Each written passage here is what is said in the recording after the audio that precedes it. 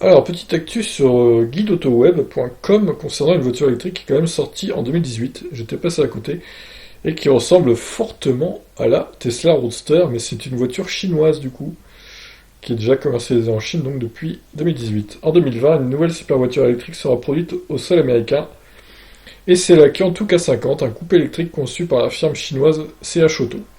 La voiture est le fruit d'une collaboration entre cette dernière et Mullen Technologies, un distributeur de véhicules électriques basé en Californie qui vient de confirmer l'accord de production et de distribution. La Kiantu K50 profitera d'un gros propulseur 100% électrique afin d'assurer une légèreté supérieure. Sa carrosserie est conçue entièrement en aluminium, alors qu'on a utilisé de la fibre de carbone dans la composition des différents panneaux. La K50 est un coupé doté de deux moteurs électriques avant et arrière de 160 kW qui développent chacun 218 chevaux, pour un total donc de 435 chevaux. On annonce une autonomie de 380 km alors que le 0 à 100 est annoncé en 4 secondes 6. Là c'est l'arrière du coup. Aucun chiffre de production n'a été annoncé, mais la firme mentionne que le carnet de commandes est ouvert et que les unités offertes seront très limitées. À l'instar de Tesla, le véhicule sera vendu uniquement en ligne, sans passer par un réseau de concessionnaires. Si le projet se concrétise, la Kiantu K50 pourrait devenir la première voiture chinoise assemblée aux États-Unis. Le modèle présenté au dernier salon de l'auto à Pékin est déjà en vente en Chine depuis quelques mois et son prix équivaut à environ 110 000 dollars.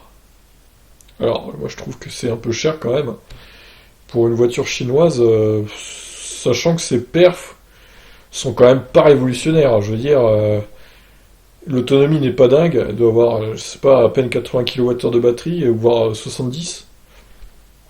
Vu qu'elle est puissante, je pense qu'elle a au moins 70 kWh de batterie. Mais c'est pas terrible, hein. 4 secondes 6 c'est bien, d'accord. 435 chevaux, ok. Mais au final, on n'est pas sur une voiture qui mérite d'être achetée à 110 000 dollars. Non, pour moi, elle est en dessous d'une Model S performance, donc aucun intérêt finalement. Est-ce que cette voiture va marcher aux États-Unis? Alors là, j'ai de gros doutes, à moins qu'il la brade à 60 000 dollars, quoi, à la limite. Bon, ouais, voilà, c'était pour vous parler un peu de cette voiture copie de la Tesla Roadster, mais qui n'en a pas du tout les mêmes caractéristiques et de loin. Là, c'est l'intérieur du coup. Putain, l'écran, c'est pareil, il est énorme, quoi. Bon, bah sur ce, je vous laisse réagir sur la Kiantu K50. Ciao.